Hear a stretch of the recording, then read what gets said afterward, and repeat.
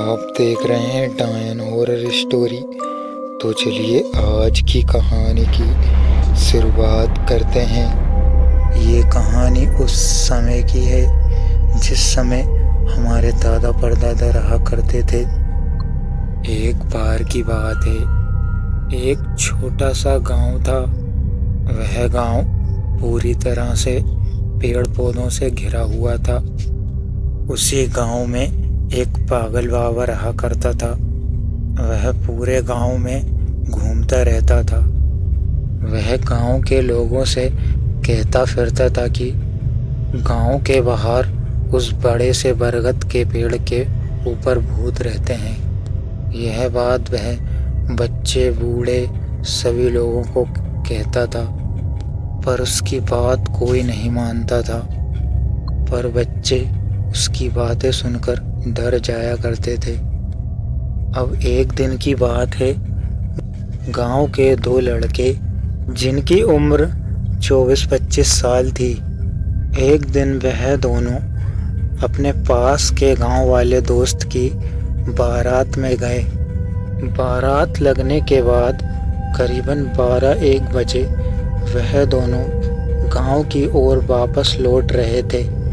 वह दोनों पैदल पैदल ही अपने गांव की ओर आ रहे थे, क्योंकि उस टाइम बाइक या कार्स नहीं हुआ करते थे। अब वह दोनों सुनसान रास्ते से बातें करते करते आ रहे थे।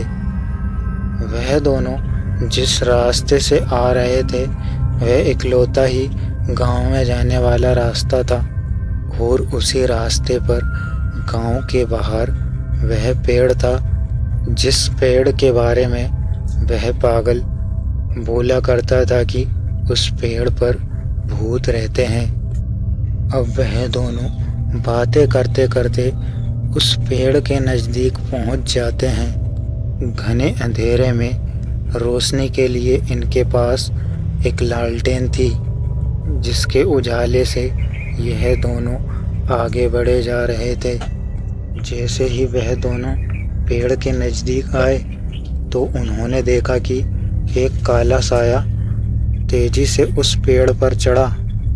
उस साये को देखकर यह दोनों काफ़ी तेज डर गए और लालटेन को फेंककर गांव की ओर भागने लगे। और गांव में पहुंचकर उन्होंने यह बात गांव वाले लोगों को बताई। उनकी बातें सुनकर वह पागल बाबा हंसने लगा। मैंने तुम दो इससे पहले ही बोली थी कि पेड़ के पास मत जा जाओ। ऐसा कहकर वह जोर जोर से हंसा जा रहा था। सुबह गांव के सरपंच ने गांव में पंचायत बिठाई और सभी लोगों को बुलाया और बोला कि सभी बहनें और भाइयों, कोई भी रात के समय गांव के बाहर मत जाओ, क्योंकि गांव का 2 लोग उनने कल रात को गांव के बाहर वाला पेड़ कने वो भूत देखो है।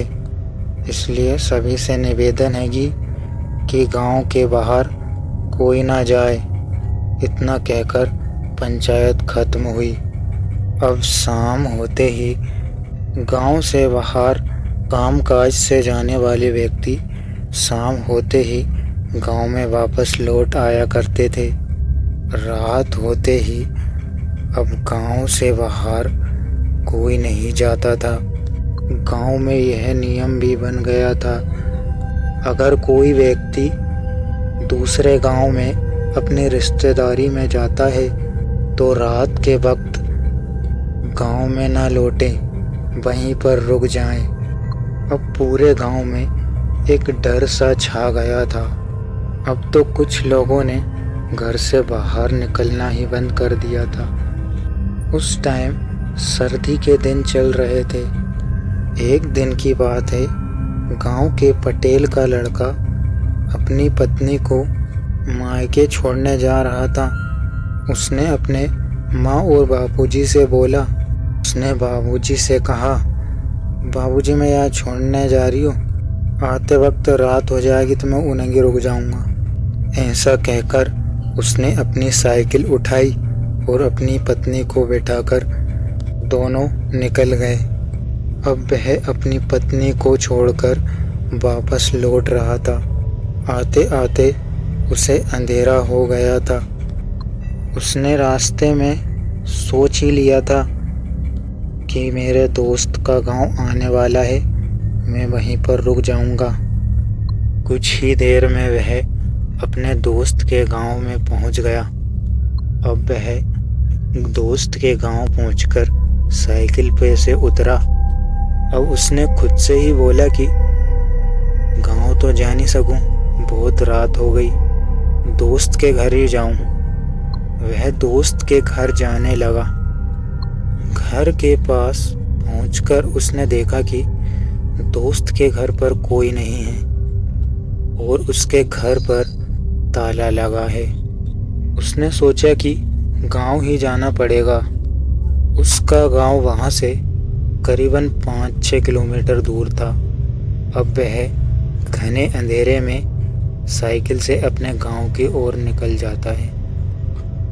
सुनसान कच्चे रास्ते पर साइकिल के चलने की आवाज ही आ रही थी। अंधेरी रात थी।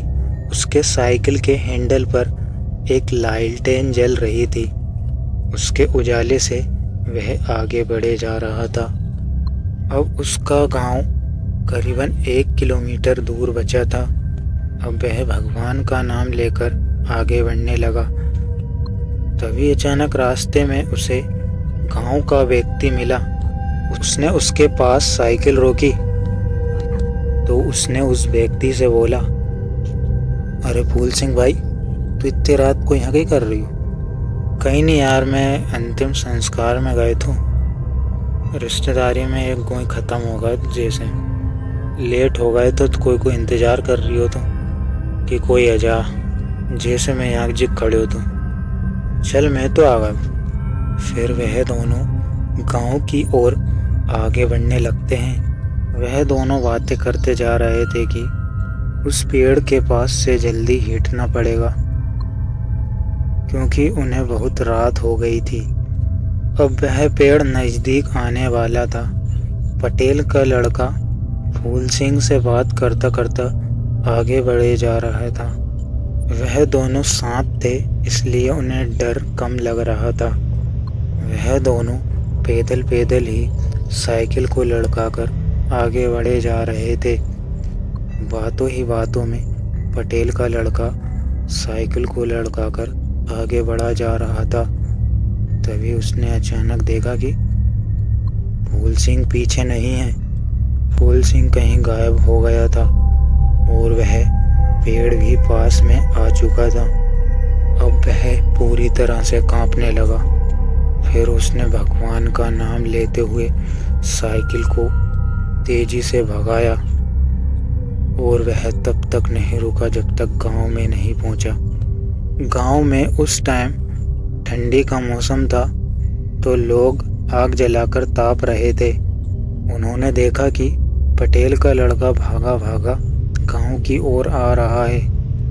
वह उन लोगों के पास रुका। पटेल के लड़के ने कांपते हुए उन लोगों से बोला, अरे वो फूल सिंह भाई पता नहीं अचानक कहाँ गायब होगा वह पेड़ कने।